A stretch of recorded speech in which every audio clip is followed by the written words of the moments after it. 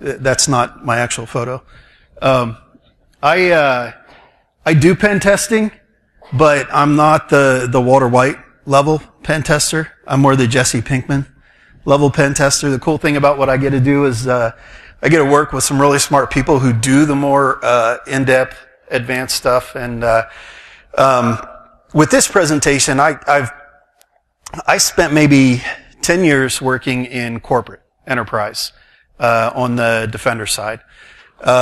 Some public utilities work, some retail work, but my job was to build a team and was to deploy technologies and manage technologies that we were always undertrained and understaffed to maintain, but it was our responsibility, especially in retailers in the house, right? PCI makes everything secure. But we were spread pretty thin, but I'm grateful for the experience that I had, because when I moved into consulting and services, and I'm the one who now goes in and talks to people about how to do security, I'm not feeding them lines of ivory tower bullshit. I'm saying, this is what I did when I was living that life. This is what worked and what didn't work. These are the fights that I had to fight, and here's a way for you to have the same fight and be successful. What I have found in the years I've done this, the consulting, I'm maybe 7 years in with a little bit of a break to jump into higher ed. I'm having the same conversations over and over and over when it comes to security. Some people will bring us in to do like a security controls assessment. I'm a small company, I'm growing, we're making money, and I'm scared that something bad is going to happen. What should I do with this whole security thing? What does that even mean? Where do I start? And other people will say, I'm a small company, I'm growing, I'm making some cash, but I've got this really big company and this really big contract, and they told me I need a pen test. And if I don't do a pen test, I'm not going to win the bid, so just give me a pen test.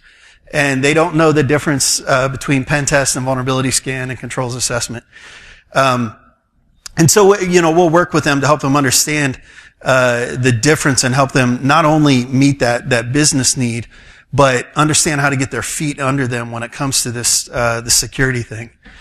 And what I'm going to share with the talk today, I'm going to go through an actual pen test. All the names have been changed to protect the innocent. And I'm going to give you the step-by-step that we followed. One of the testers I was working with, we were on the internal network, and I'll talk through the process in a bit, but he was testing from an unmanaged machine, so it had no knowledge of the company's network at all. We literally walked into a conference room, unplugged the back of the IP phone, keep that in mind, plugged that in the back of the laptop, and started hammering away. 4 hours he had domain admin. And this is one of my more mature clients. There's somebody who has been doing it right for years, and they still got popped. And they were so upset, and they're like, Jerod, we're busting our ass to make all this work, and your guy comes in and owns us before lunchtime. How do we get ahead? And this, the flip side of this, the second half of the presentation, is just that. It's what are the things that we can do to get ahead? If you've heard any other talk today, it's all the hell in a handbasket message. This is the life we live, right? This is the career we chose. And while it feels this way, that things are just getting worse and worse, and you see some of the evasion techniques that Dave's sharing up here, and you're like, oh my God, I'm still like 4 years behind even being able to detect when they're on the network, let alone that they're doing that. I want to give you a little bit of hope. It's increasingly difficult to do that when it's impossible to avoid these data breach announcements. So military, ex-military, right? So OPM, you've already lived this. Now for the consumers who aren't military, we're going through the process of freezing all of our credit reports. Even if we're not cheating order wives or shopping at Target or whatever the thing is that our data has been exposed, the benefit that we can at least take out of this, and this is very important, we can go into executives and we can go into leadership and we can start to have this security and risk and controls conversation, and they get it. It's not this scary sorcerer. We're using magic words that they don't understand, and they just tolerate us for the conversation and then go back to their day to day. They're being hit by this. And so if we can position our message, if we can talk to them about what we need to be doing and how to do it, we can get the funding, we can get the resources, and we can make an actual difference in protecting our environments. The crazy thing that hit me when I started down this path is it's not overly complex what we have to do. And I just, anybody follow Shower Thoughts on Reddit? It's my favorite subreddit. And I had one, but it would only make sense to this audience. I am not, I'm not offering up anything, new or complex. But this concept of defense in depth that we have adhered to for years, I don't think we're using that word, that phrase the right way. How many controls in PCI? The retail, I'm a little out of the loop on this. What are we up to? Like 150, 160 things that you have to do? Who does FSMA? Anybody, right? What's the number that we're fighting with there? Over 300 on a high. When I was working retail, my team was 4 people, including me. And we managed every security technology and this is a multi-billion-dollar international retailer.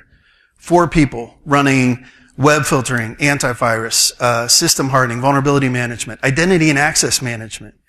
We were spread entirely too thin. And when we're following this chase the controls approach to compliance, we're missing this simplistic approach that I, honest to God, think will make such a huge difference. Because we're not really practicing defense in depth. We're practicing defense in breadth.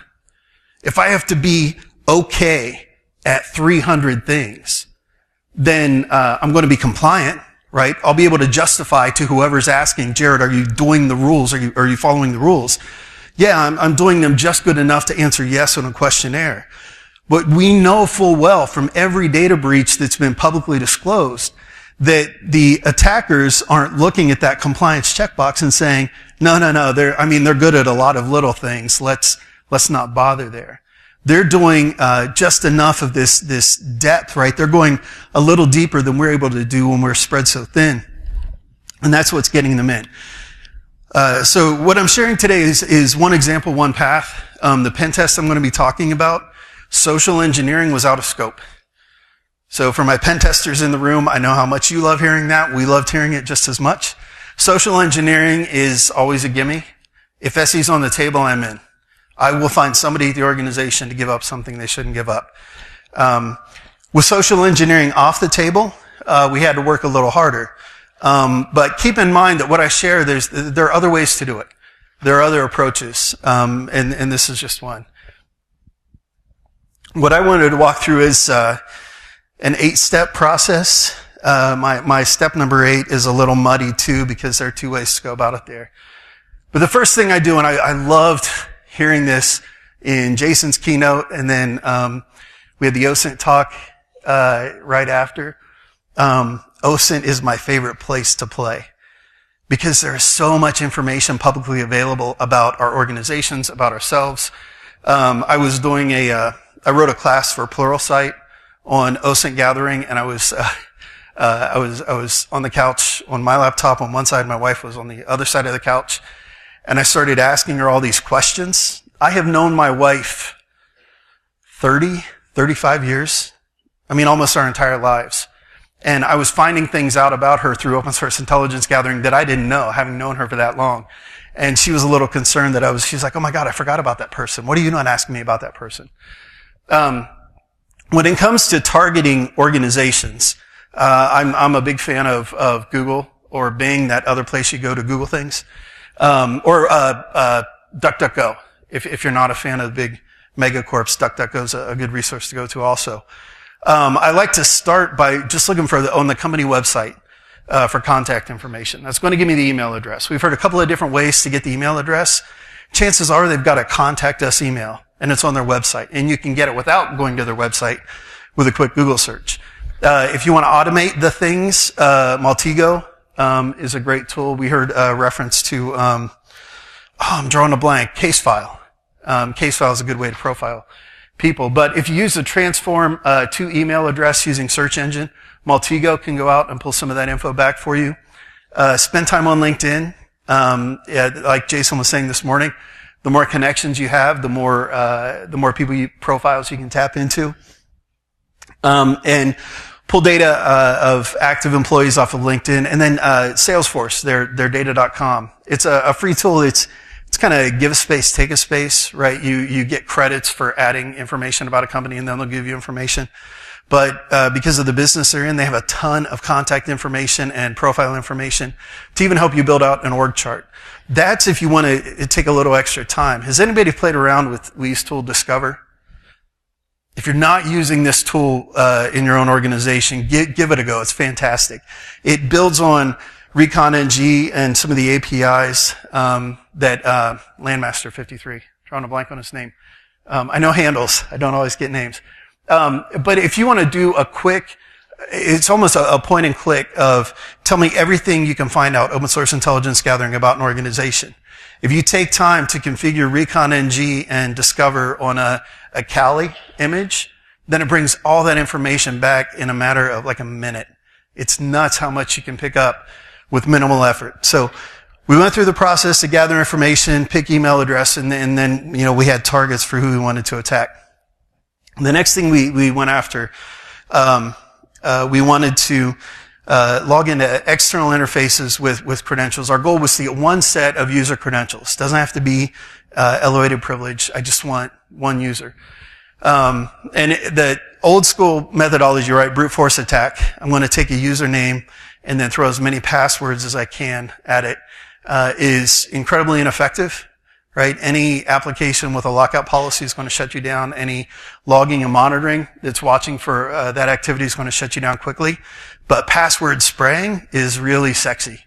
What I'm going to do is I'm going to take some passwords that I think are highly likely to be in use at an organization, and I'm going to throw every email address, every username I have against a login page, but I'm only going to test 1 or 2 passwords at a time. That way I'm going to fly under the radar, right? I'm not going to trigger any alerts of excessive failed logins unless they're being really paranoid and watching for 2 failures in a row. But even then, you can take some of the password spraying tools like NTL and Bother. You can tell it to put a little bit of a delay in between the attempts, so that it looks like a user, right? It doesn't look like a script or an automated process. For organizations that are using Outlook Web Access, it's a lot simpler. Here's an example of the. I've changed the domain information. But we took all the users we gathered and we went with the password Spring 2017. Why did we pick that password? Yeah, because that's the time of the year, right? And what we've done is we've conditioned our users to use shitty passwords. We tell them it has to have uppercase, lowercase, numbers, special characters. They have to change it every 90 days and they can't use the last 5 passwords. So if they're changing their password every 90 days and the seasons are changing every 90 days, users aren't stupid, folks. They do fall for the clicking stupid shit, but if they've got a way to get around a stupid process, you better believe they're going to find a way to get around it. So we'll go in and we use the seasons. I am fully aware of what state I'm in, but I'm from Ohio, so these are the passwords that we use. If you go to an organization, especially if it's a white box pen test and you can talk to people on the help desk, when you reset somebody's password, what do you reset it to? When you create a user account, what's the default password? And once you get your head around their thinking and their approach, you're going to get inside the user's head. And we were able to get one user account that had one of these passwords, and that gave us what we needed.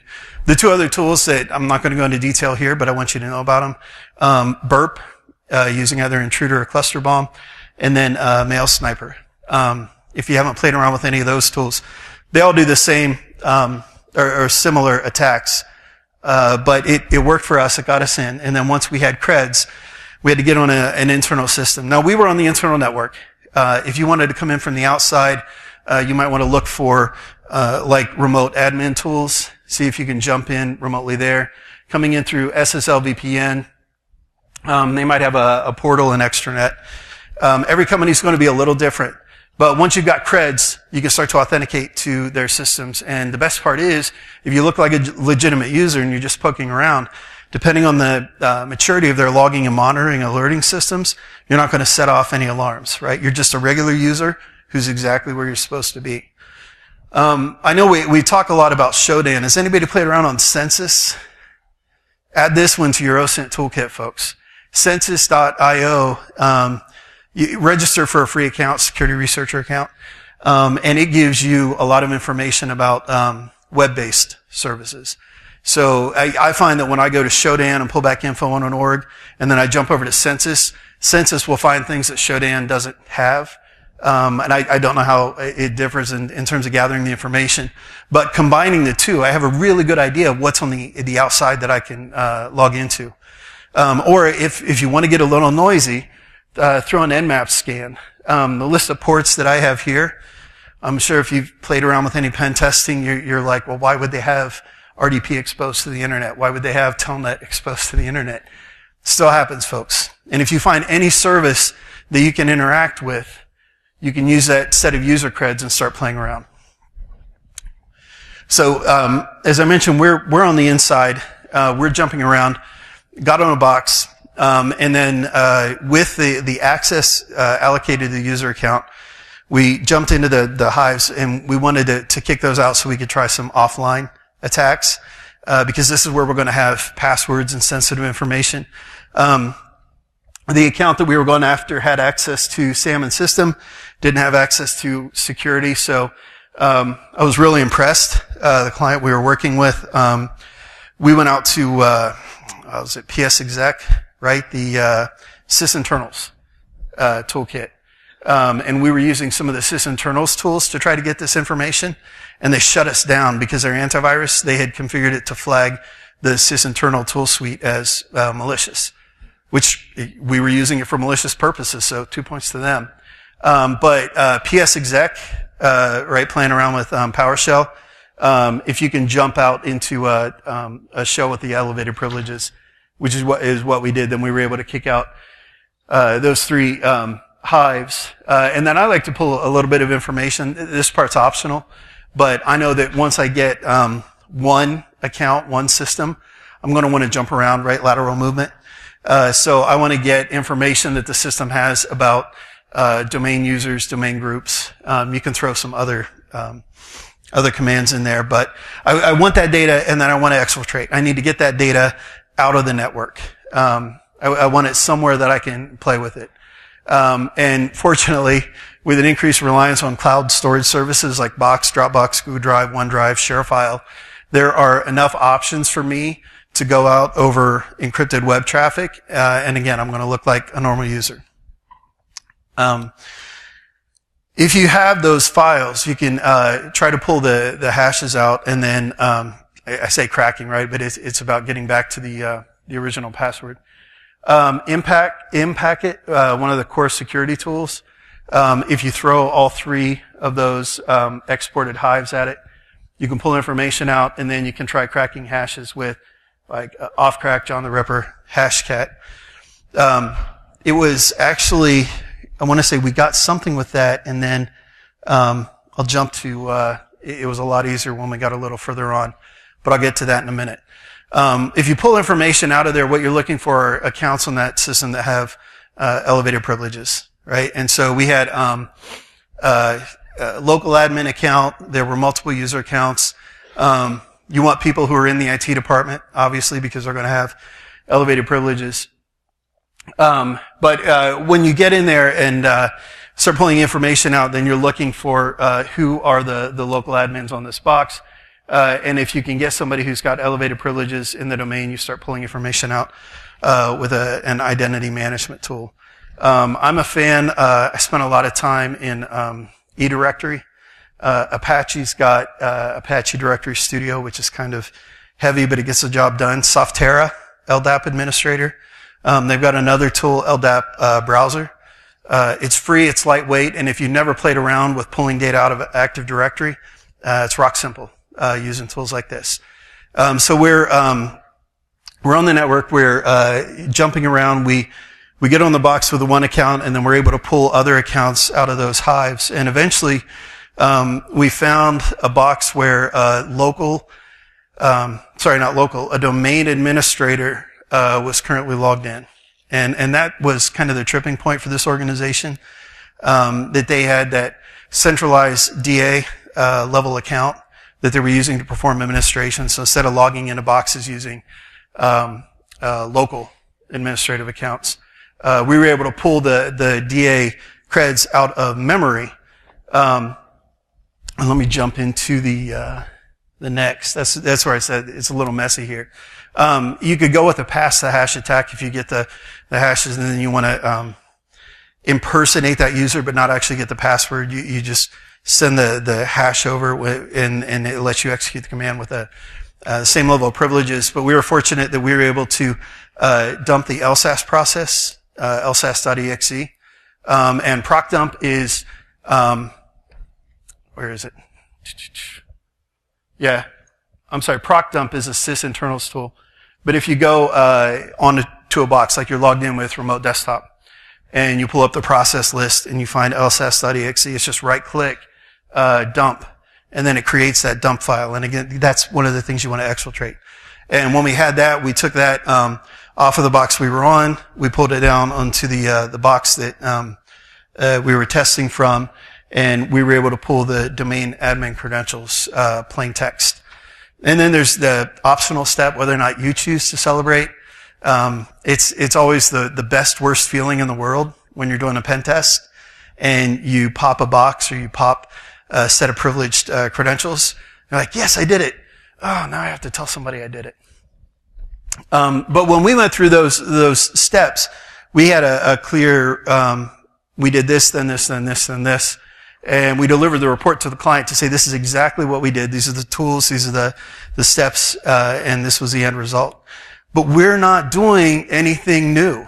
And to Dave's point, what he's talking about, where he was saying, not half an hour ago, he stood up here and said, you know, these old ways of doing things, right? As in his world, he's saying, you know, I have to be thinking ahead because we're not doing this anymore. This isn't happening anymore. And the perspective that I would bring as somebody who spends a lot of time in that small, medium business, that growing business space, is that it's really a lot more common than we think it is. And I would venture to guess that a few of you are probably working in those same environments where if you were to go in and go through similar processes, you would be able to do the same thing. Internal pen test. You would be able to take over a set of credentials that you shouldn't have rights to, because not every organization is quite as advanced. And if I look at small business administration, here in the U.S., it's like 97% of the businesses that are registered in the United States are classified as small, medium business. It's so incredibly disproportionate to what we understand as like the big enterprise. And when we look at an attacker is not going to necessarily want to go after a bank if they want to put malware on their website and then, or like ads for Viagra. We've seen that at organizations where they had a WordPress site and the attacker didn't give two shits about what they did. They just wanted to put a Viagra ad on their website because that company had a trusted brand and a trusted domain and they knew they could drive traffic there and end of the day make money. But getting back to this, the attacks that we're using, the techniques that we're using, the tools that we're using have been available for years. And it's just a matter of whether or not we know about them and we're applying them. But what I would like to suggest is think about this from the small business perspective. Heck, even think if you're the multinational, multi-billion-dollar corporation, do you have users on your network using fall 2017 exclamation point as a password, right? Do you have any services exposed to the internet that an attacker could interact with and play around with? So I want to come back and I want to look at this in a different way. I want to oversimplify the process and then start from there. So after years of working in enterprises and years of talking to companies of all sizes and all industries and having the same conversation over and over, I tried to step back and make sense of all this work I'd been doing to say, is there a different way that we should be presenting this information to not just our clients, but to the industry in general? And instead of telling clients to do all these individual specific controls, this is the approach I've started to take. And I wanted to make it simple enough that I could sit down with high-level, non-technical leaders at a company and start talking about security and risk management, and then drive that conversation into the technical space when they were ready for it. But I turned it played into a game of 20 questions, this is the way I think when I'm attacking. If I'm attacking an organization, I'm going to go after their applications, I'm going to go after their servers, their clients, their people, weaknesses in their network, the physical stuff. There's some database attacks that tend to come down the line. But if I look at my toolkit, if I look at the processes that I follow when I'm doing a pen test or an assessment, folks, it fits into these 7 categories without fail. And so what I did is I said, well, what are the most 3 important questions I could ask people about protecting your applications? What are the 3 most important questions I could ask them about protecting your servers? And I've been through a couple of iterations. I've shared this with a couple of B-Sides groups. I've got limited feedback, and that's one of my takeaways is I'm looking for more. But I put these 3 questions out with the intent that somebody would answer yes or no. And this is destined to fail if you put it in front of somebody who's afraid of losing their job or afraid of looking bad, because they're going to answer yes to every single question, whether or not that's right. It's the same problem we had with the whole third-party risk management process, right? I'm big Evil Corp, and I've got 500 companies who do business with me, so I'm going to send them 300 questions and make them answer yes to everything. And if they don't answer yes to everything, I'm not going to do business with them. I wanted to get away from that. So this works a lot better if you're talking to somebody, if you've got somebody in the organization who understands security and who is willing to have an open, honest conversation about how well an organization's doing. To have that person at the table asking these questions is going to give you a much higher likelihood that the answers are accurate and reasonable and appropriate. Examples of the questions I ask, like with protecting your applications. The first question I ask is, do your developers know how to write secure code? I'm not saying, have they been trained on the OWASP top 10?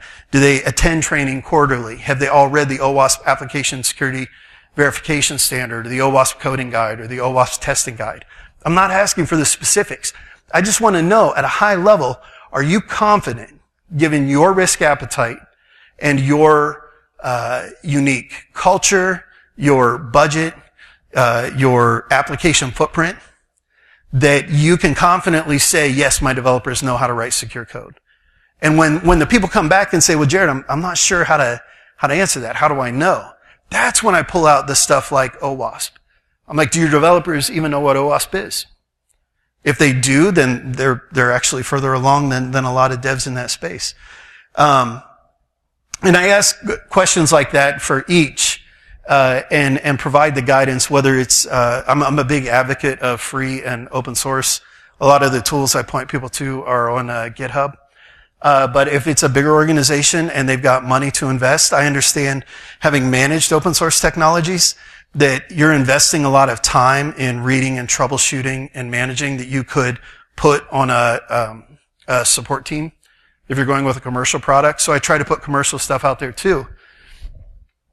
And as an example, and I know this is an eye chart, but if I ask them about protecting their servers, and the first question I'm going to ask is, do you follow documented system hardening processes to secure your servers? And if I'm having this conversation with somebody, right, that question is just a starting point. If I'm having the conversation, I'll say, do you lock down your servers before you put them on the network? And depending on their answers, depending on their relationship with third-party service providers, right, like Expedient or Rackspace or AWS, somebody's got to do it, right? Somebody has to turn off the stuff that doesn't need to be there and make sure that these servers aren't open to the internet or open to certain attacks. And so when they say, well, Jerod, how do I do that? I say, well, have you looked at the CIS benchmarks? Have you toyed around with Linus or SecCheck, right? A couple of tools that you can run on your boxes that will give you a starting point.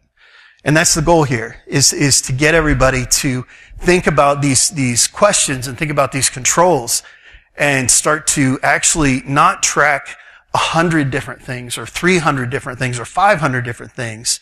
I just want to be good at 21 things. And what I subscribe to, the whole Pareto principle, right, the 80-20 rule, is that if you put a lot of effort into the few things that make a big difference, the end result is that we're going to have fewer publicly disclosed data breaches because the attackers are going to get shut down before they even get a foothold on the network. I won't be able to use any of Dave's super sexy tools because I can't even get on a box to do that. I can't get a user to click on a link that's going to give me the access I need in order to move down the line with these attacks. Now, this is the part that I don't want to instill a false sense of confidence in anybody. But I do know that, especially when you're introducing the conversation to that exec level, shiny pictures help. And my stance, my opinion here, is that you should be able to answer yes to everything in this list. And that if you go through this list and you have any questions, you're like, you know what? No, I don't feel like I can say yes to that. I don't feel like I can confidently sit here and say that our servers are appropriately hardened, or our endpoints are appropriately protected, or our users have been sufficiently trained on how to identify and respond to social engineering attacks. And when you go through this list and you get this shorter group of things that you said no to, start there, right? We don't have to eat the entire elephant all at once. Just start with the things that you know are gaps that are likely to fall when somebody actually targets you, when somebody hits you. This is how they're going to get in. This is how they're going to be successful. And if I go back to that pen test as an example, step one, gathering open source intelligence gathering. If you're following documented system hardening procedures, and I can add other controls to this to give you that depth. If you're only exposing services to the internet that are required for business use, you've already reduced your footprint. You've reduced the amount of information that you've exposed that an attacker can target and attempt to take advantage of. If I'm trying to score some credentials under my D is data, O2, do you periodically review employee account security to ensure that access is appropriate?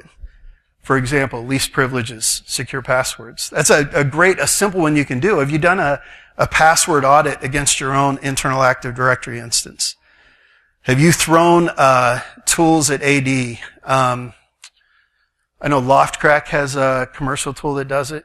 I just saw somebody, is it Dichotic, that does a free one? I think they might have like a free tool that can try to crack passwords in AD. If you're on the inside, folks, and you've got access to the directory, you can answer this question. It doesn't have to be guesswork. You can put a definite yes or no based on the testing you do. Logging onto an internal system, two-factor authentication against remote services would have, if not shut us down, it would have made it a lot harder. Dumping the SAM hives, that's all logging and monitoring, which I hit in SO2. Admin accounts, do you limit local admin usage? Anybody using Laps from Microsoft? Yes. More hands next time. That tool's incredible for giving you the ability to control all these local administrator accounts without having the same password, or without letting people use domain admin to do desktop administration.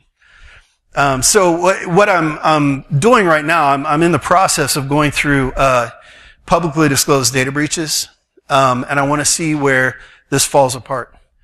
Then I'll come back to it, folks. I am, as of right now, I am absolutely convinced that if we're stepping back from all the minutia and saying, what are the most important things that we could be doing to prevent breaches and prevent compromises? And are we effectively measuring that? Are we actually able to identify whether or not we're doing a good job with that short list of things?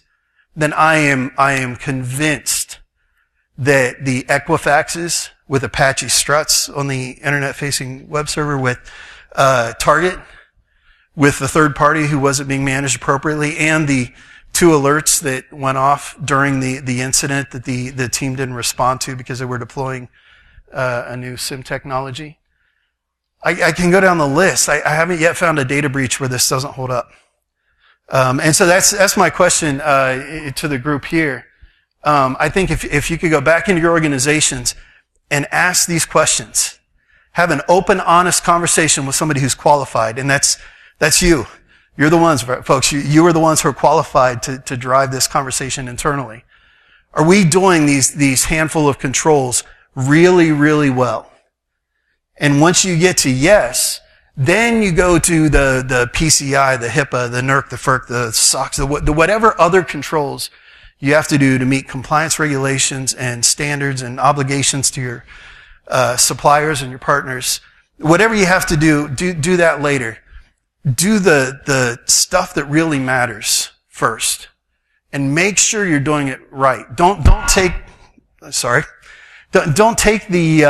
I'm pretty sure we're doing it okay. What's the next question? Don't accept that answer. Don't stop there.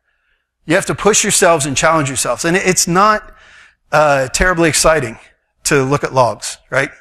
It's not terribly exciting to do security awareness training and password audits and tell people to pick different passwords and approaches.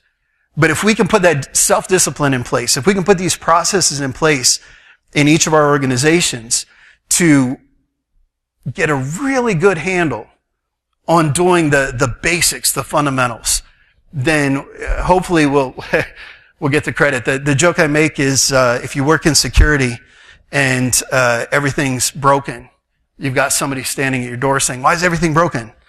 And if you work in security and nothing bad is happening, why am I paying you so much? I think that if we can demonstrate that value here to leadership, then they'll come back to us with the requests we have for staffing and for funding and for trying to do what we want to do in the first place. And they'll say, yeah, I get this. I can handle this. This makes sense. And then you can grow from there.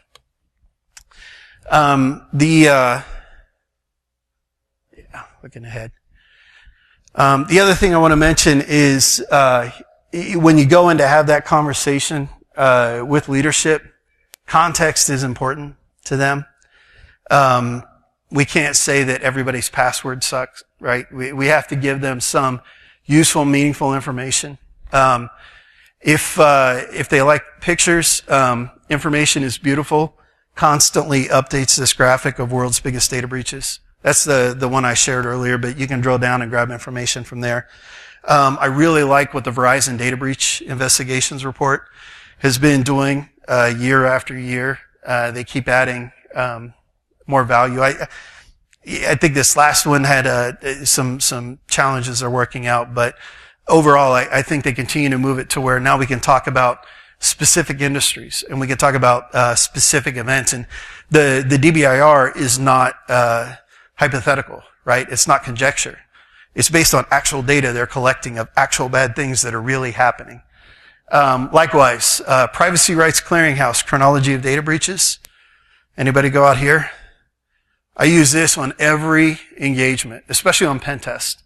If I want to help an organization understand whether or not this stuff is really happening in the wild, I'll go out and I'll pick similar organizations to the one we're testing.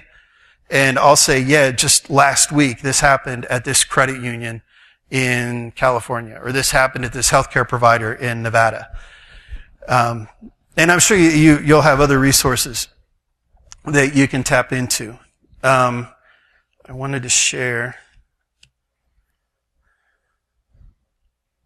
Yeah. Let's jump over here. and here. This is an example of what the tool looks like. I can't really call it. It's just a spreadsheet. But it gets the job done. As I mentioned, you've got the questions. Right there. That you would ask, about, the controls. And then if I have recommendations for free and open source solutions, I put them in there and I include links. If I have commercial solutions that I've seen work, I'll put them in the commercial column. And if you were to go in and sit down, folks, it would take you, maybe an hour to go through these questions with the right people at your own organization. Answer the yes, no. Tell them to explain their answer. A yes, no isn't good enough. And then when you're done, you have a starting point. You have something to focus on. And ultimately what I'd like to see organizations do is, if this works for you, make this a core part of how you do metrics, of how you track whether or not security is good. The number of antivirus agents deployed across the enterprise that are running current and latest and greatest version. You can talk to some of the better pen testers in the space, and yeah, it keeps people busy and it justifies to somebody the spend that we're making in our antivirus solution. But it's not going to keep the bad guys out. It's not going to keep the criminals from popping our organizations. So what I want to leave as a takeaway, I've got this information out on commonsenseframework.org. I've got a GitHub project. I would absolutely love for you to call bullshit on me and tell me I've got it wrong. I need to know, folks. It's become this, it's my Moby Dick, right? It's my driving force. If I'm missing something here, don't just tell me I'm doing it wrong though, but tell me what I'm missing. Tell me what else needs to go in there. I'd love to see organizations go through this internally and try it out and see how you stack up, see how you feel about how well you're managing your own controls. And then long term, my dream right now is to take a vanilla Linux image, like an Ubuntu image, and build out a Kali style VM that IT people and security people can walk into their organization and do some of this out of the box, right? To just go through and bang, bang, bang, test. If I'm saying you should be scanning your web apps for vulnerabilities, and I can put Arachne, Zap, I can pull some Nikto, Wikto, maybe. There are enough tools in the space that do some of this scanning and some of this testing that an image like that would help you go through and get all this information really quickly, and then you'd be able to answer with a higher level of confidence.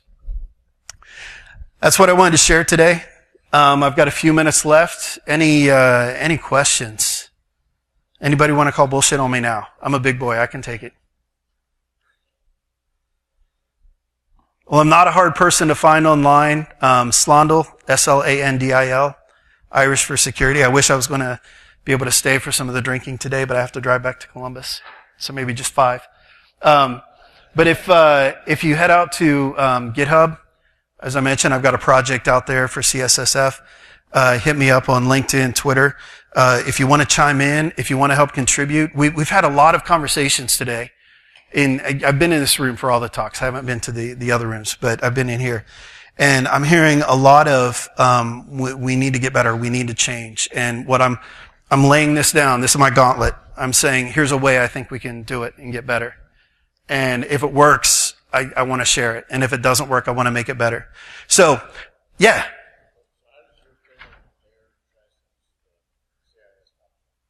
You know, and that was the one I started to call myself out on that, because Jerod, if you've got 21 and the CIS has 20, when I've tried to implement it's the CSC, right? The SANS critical security controls now. Yeah, right. CIS picked it up. Thank you. That's right. With the top 20, the last time I was in it, using it, it struck me that it was more that category of, if you're doing control number 1, then you've got all these sub-requirements. And it's still saying, do this specifically, do this specifically. I'm trying to get away from being prescriptive and telling people exactly what to do and asking a question that takes into account organizational risk appetite and organizational uniqueness. I'm really glad you asked that question, though, because I really struggled with this when I started with that same question. And I think with, ironically, I like the CSC, the top 20, and what they have the top 5. Is that even within the top 20, they've got a short list of ones that they feel. Yeah, and the challenge I have with the top 5 is like with the Australian Signals Directorate. They both, SANS and the ASD call out application whitelisting. And most of the clients that I worked with can't do application whitelisting. That's a maturity thing. I think, go ahead. Yeah, it takes into account that not everybody is cookie cutter identical, which is where I think like PCI and FSMA really struggle to meet that goal. Yeah, I used to be a real big fan of the Australian Signals Directorate top 35 mitigation strategies. If you don't know it, it's like the CSC, it's like the top 20, and they've got a short list of things that have to be done really well. And the ASD lost a bunch of sub data, right? They got popped because they had admin on one of their external interfaces, and which tells me that I think I'm onto something here. I think there's value in this, because if organizations who specialize in doing information security are still getting popped because they're not doing the basic stuff, I don't need to get into the details of all the specific minutia. We need to get back to the basics. So please find me online after things wrap up. Talk to me, send ideas my way, try it out, give it a shot, and let me know. And hopefully the next time we talk, it'll be a little better. Thank you.